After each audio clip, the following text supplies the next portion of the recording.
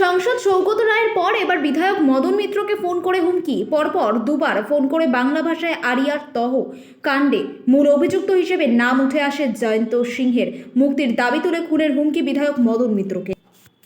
না, আমি এত আতঙ্কিত নই, আমি চিন্তিত যে যদি সৌগত রায় আর আমাকে এগুলো করে তাহলে সাধারণ মানুষ তাদের মধ্যে কী রিয়াকশান হবে।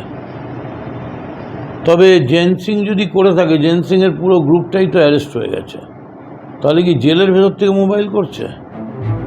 কারণ স্পষ্ট বাঙালি ভাষায় আমায় হুমকি দিচ্ছে, বলছে এই এলাকা তোমাদের নয়, আমাদের পার্টির অনেক জোর আছে, আমাদের অনেক গুন্ডা আছে, আমরা তোমায় দেখে নেবো, গুলি করে দেবো। কথা শুনে তো মনে হচ্ছে বিজেপির তরফ থেকে কেউ করছে। আর জেন সিং যদি জেলের ভেতর থেকে ফোন করে সেটাও খুব চিন্তার ব্যাপার। তবে আমার মনে হয় না এটা তো বেউর বা তিহার নয় যে এখানে জেলের ভেতর থেকে ফোন করা যায়। তো আমি সেইটার ব্যাপারে খুবই নিজে পার্সোনালি চিন্তিত। তবে গলা শুনে আর সব শুনে আমি শুনলাম জেন নাকি বলেছে মদন মিত্রর সঙ্গে আমার কোনো যোগাযোগ নেই। আমার মনে হয় এর থেকে বড় সত্যি কথা আর হতে পারে না। পার্টি প্রোগ্রামে, বিভিন্ন প্রোগ্রামে গেছি, ওর ভাই ফুটবল খেলে বলেছে। তো আমার সঙ্গে সত্যি তো একটা যে যার বিরুদ্ধে ক্রাইমের অভিযোগ আছে তার সঙ্গে যোগাযোগ থাকবে কেন?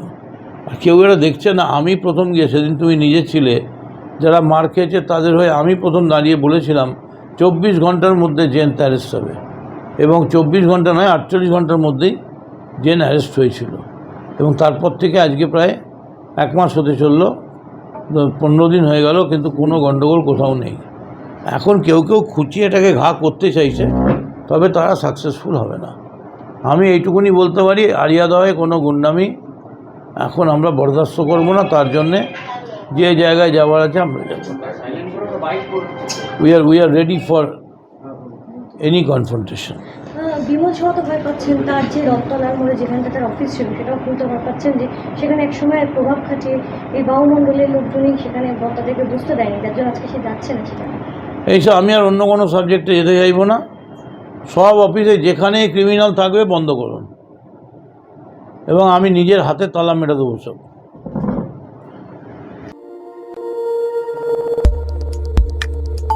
আমাদের সাথে থাকুন এবং দেখতে থাকুন নিউজ প্রাইম টাইমস, আপনাদের সাথে, আপনাদের পাশে।